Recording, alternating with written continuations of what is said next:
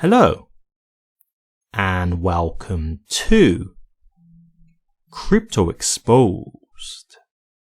Hedera connecting the only hashgraph DLT to 30 plus blockchains. Interesting. Okay, so I've got this article here by the XP network, and these are the guys who are actually allowing this bridging to happen. And I thought it was really interesting, and I thought I'd share it with you guys. And I know some of you guys are probably going to be looking at this and thinking, well, why does Hedera need to connect to other blockchains? You know, why does Hedera need to connect with any other blockchain? It's so powerful. Why can't it stand on its own? Blah, blah, blah.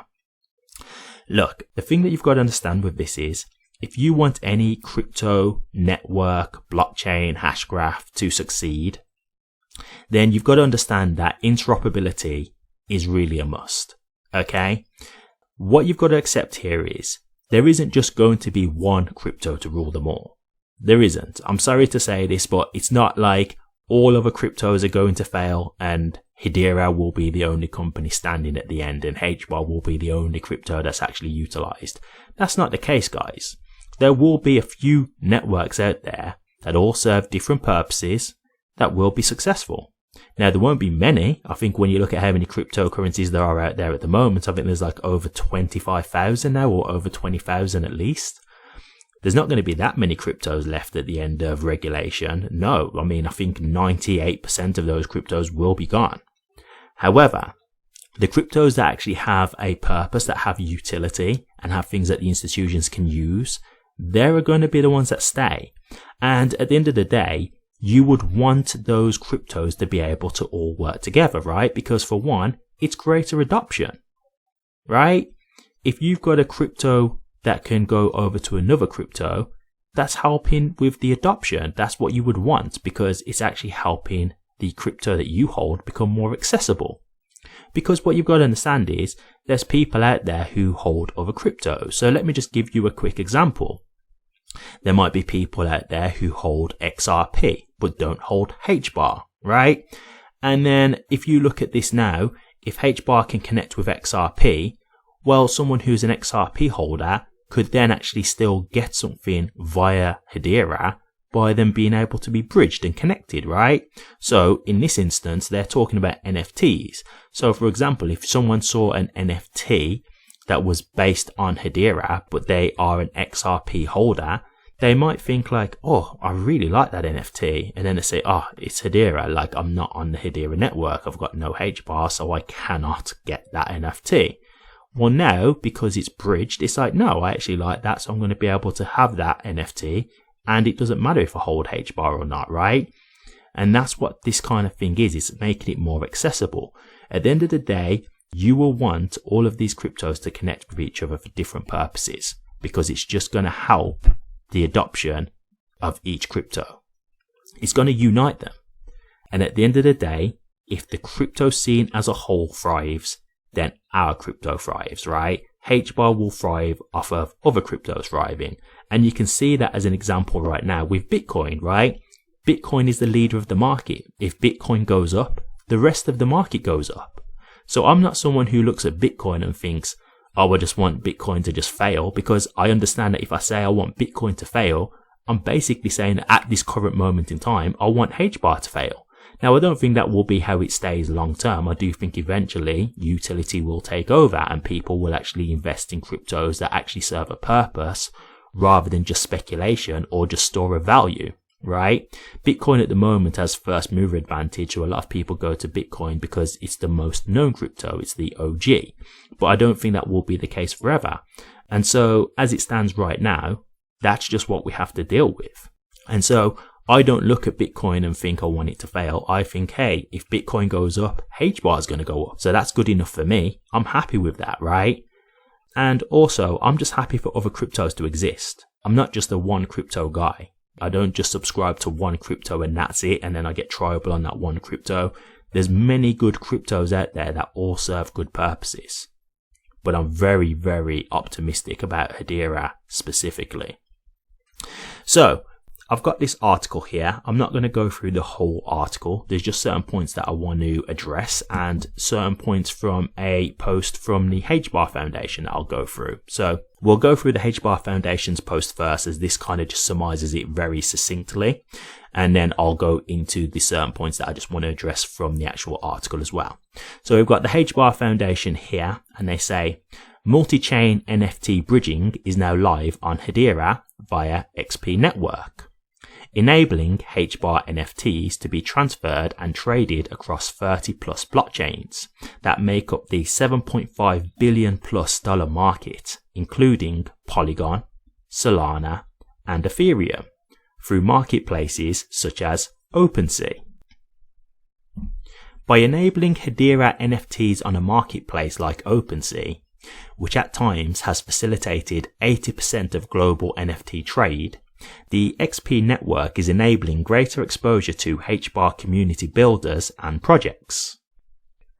We greatly look forward to the pioneers in the Hedera ecosystem, establishing cross-chain collaborations as we move towards a multi-chain future. You can learn more about this integration in our latest HBAR blog. And this is just one part in that post that I really want to highlight towards the end, as they said, as we move towards a multi-chain future. And that's exactly the point that I'm saying. It is going to be a multi-chain future. It's not going to be just one chain, and they are going to be connected. And that's not a bad thing, right? It's not a bad thing at all. It's just making each crypto more accessible to each other. That's a positive. That's the way it should be. A good united front, crypto together, united, making it more accessible for everybody, so that you don't have to just be in the one crypto and then you're shut out from other opportunities. That is a positive thing.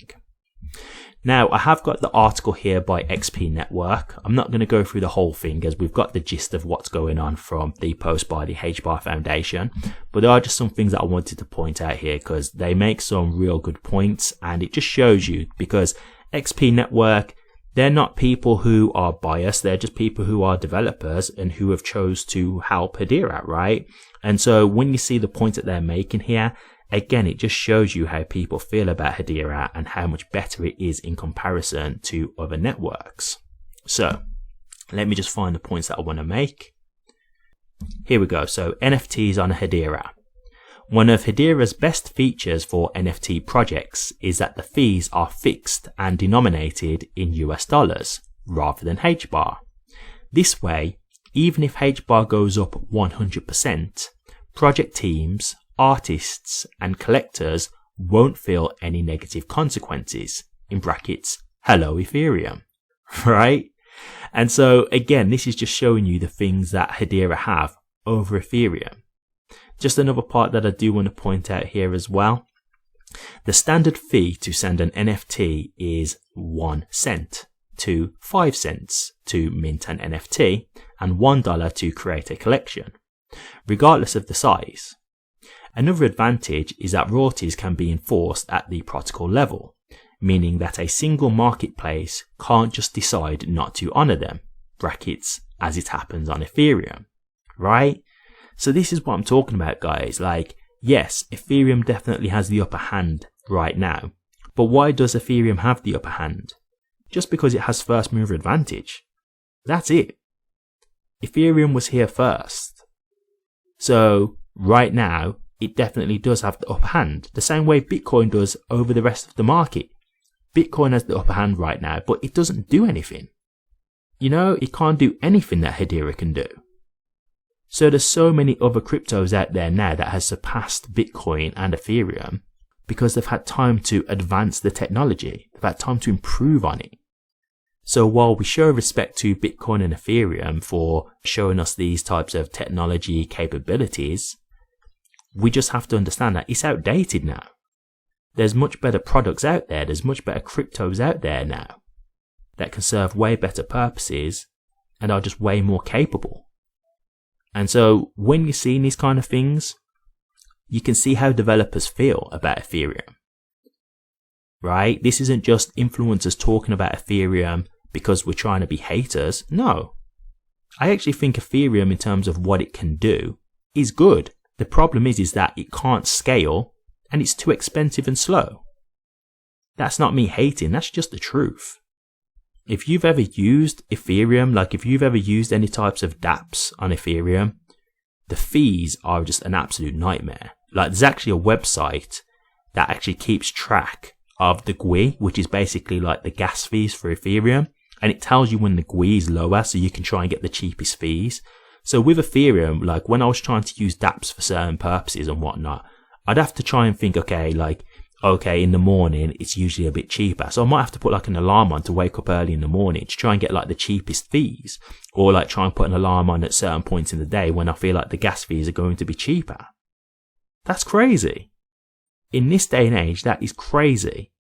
When Hedera is just a fixed fee and it's pretty much non-existent, right? The price is just pretty much so low that it's, it doesn't even matter. So this is what I'm talking about, guys. People can see how much better Hedera is and how much better HBAR is as a crypto to Ethereum. It's just going to take time for the adoption to grow for that to be reflected. But in my opinion, Ethereum will get left in the dust overall. I do think Hedera will surpass Ethereum. I'm pretty confident about that. Because at the end of the day, with Ethereum and its current prices, and how slow it is, and the fact that it can't really scale, it's not really a prime choice. It's just not. That's just being blatantly honest. So you're not going to choose that blockchain, right? People are with it now because they've got that familiarity. It's been around a long time. A lot of people have been using it for a long time. But the cracks will start to show. And they already are showing, as you can see here. So I think that just takes time. But it will happen in the end, in my opinion. So I really like this. Thought I would share it with you guys. Just shows you where HBAR is going and how they're trying to connect it with other blockchains. And as I say, I'm not against this at all. I think this is very positive. I don't think this is bad. I don't think this is anything that's going to put Hedera down or anything like that. We should want unity within the crypto space anyway. If the whole crypto space thrives, that means all cryptos thrive, and I'm all for that, to be honest. That's the way I think it should be, especially right now when we haven't got like regulations and you've got like the SEC doing like crazy lawsuits over people just trying to crush all these cryptos. Like, we need to be a united front at this point to try and make sure that crypto survives, right? So I'm all for this, to be honest with you. I really like it. But what do you guys think? HBAR being able to connect to other blockchains. Do you like the sound of this? Do you think this is a good idea in your opinion? Do you actually think that this will help Hedera get more value as it will be more accessible through other blockchains? Or do you not like the sound of this? Is there anything in this article that you've heard that you really don't like the sound of, or maybe gives you some kind of concern? Or do you just not think this is going to add any value to HBAR long term anyway? Let me know your thoughts, guys. I'd be interested to hear. Thank you very much for watching this. If you did like it, please remember to drop a comment, like, and subscribe. But until next time, take care.